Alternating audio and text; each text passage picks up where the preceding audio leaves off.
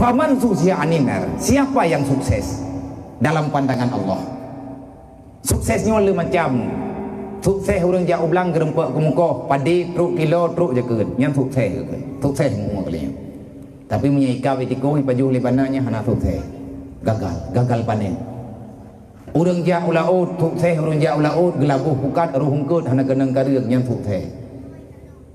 Sukses orang EU gerempak petren bahu gerempak kau dukok gerempak tren lagi ke menang getren sukses.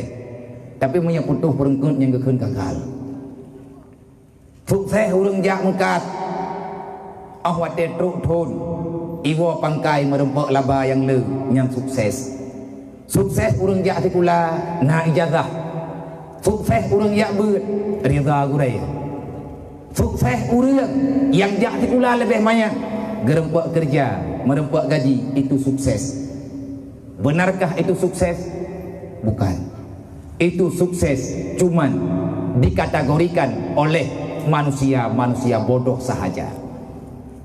Manusia yang cerdik nepegah oleh Rasulullah wa sahabat dan temannya. Ya Rasulullah, siapakah sebenarnya manusia yang cerdik dalam Islam ini? Di dunia ini sebenarnya siapa manusia yang cerdik itu? Rasulullah menjawab, siapa yang lebih banyak memikirkan dirinya tentang kematian dan siapa yang lebih banyak ingat tentang hari kiamat, maka dialah manusia paling cerdik yang pernah ada.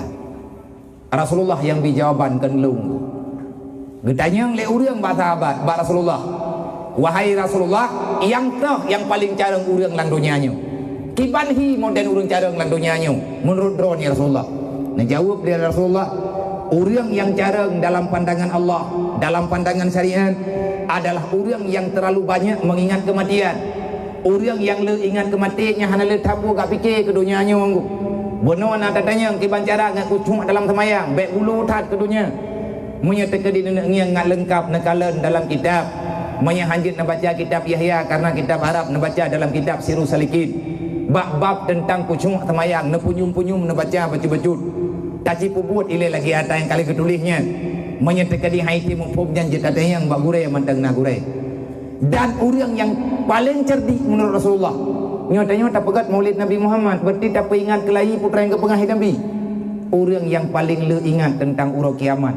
Wateti ingat ke kiamat katanya menunggu taci bayang putra akan terjadi di sini dengan. Putra terjadi membawa urau kiamat.